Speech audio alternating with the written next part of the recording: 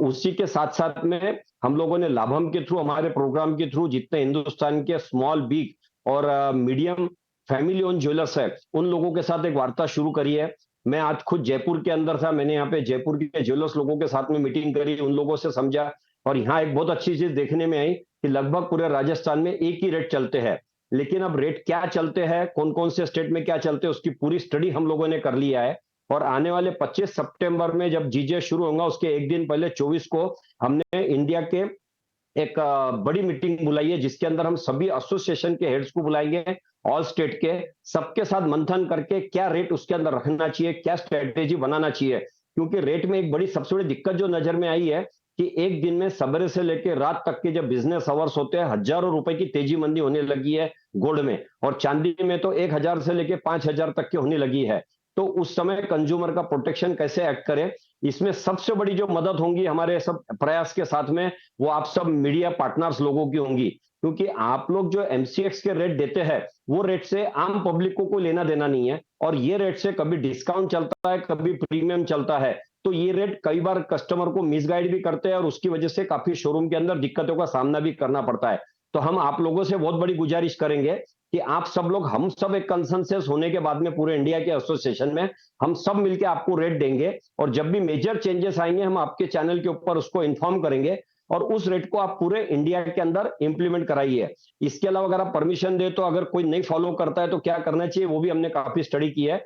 आप अगर परमिशन दे तो मैं भी बताना बिल्कुल, चाहूंगा। बताइए बताइए नितिन जी। देखिए, अब ये तो हम लोगों ने कंसेंसस बनाने की कोशिश की है। अब इसमें ये समझ में आ रहा है कि कंपटीशन की वजह से कई एरिया के अंदर कस्टमर को मिसगाइड किया जा रहा है। उसके लिए all India gem and jewellery ने कंज्यूमर प्रोटेक्शन एक्ट की स्टडी किया है, मोनोपोलिस्टिक एक्ट की स्टडी किया है, कंपटीशन एक्ट जो होता है उसकी पूरी स्टडी किया है। और हमने 2 लॉ फर्म से अभी इस पे लीगल ओपिनियन भी लिया है कि अगर कोई रूल को फॉलो नहीं करता है, हाँ, कोई अपने रेट से थोड़ा कम ज्यादा सेल कर सकता है, क्योंकि लोकल उनका जो शोरूम का साइज है, उनके खर्चे है, एक्सपीरियंस है, और उसके बाद में जो कंज्यूमर को एक प्रकार से सर्विसेज देना चाहते हैं, तो अपने लेबर चार्जेस में अपनी सर्विसेज ऐड कर सकते हैं।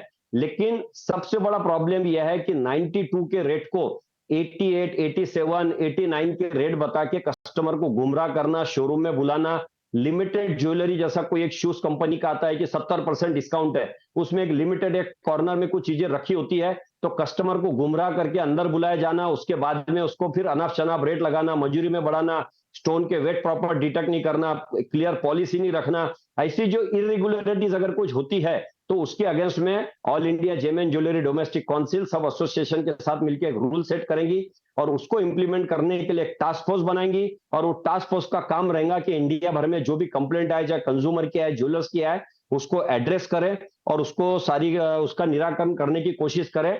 और इसके साथ में हम लोगों ने वर्ल्ड के अंदर क्या सिनेरियो चलता है, फॉर एग्जांपल हमने दुबई की स्टडी किया, तो दुबई में जो रेट होते हैं 3% प्रॉफिट ऐड करके सेल होते हैं, और पूरे दुबई में एक ही रेट होता है पूरे यूएई में, दुबई बोलने से।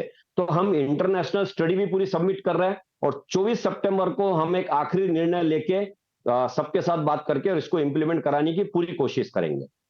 यानी 24 सितंबर का डेट अहम होगा, जहां पर आप पूरे देश के ज्वेलर से आप लोग एक आम राय बनाने की कोशिश होगी। सैम मेहरा जी, अब आपसे मेरा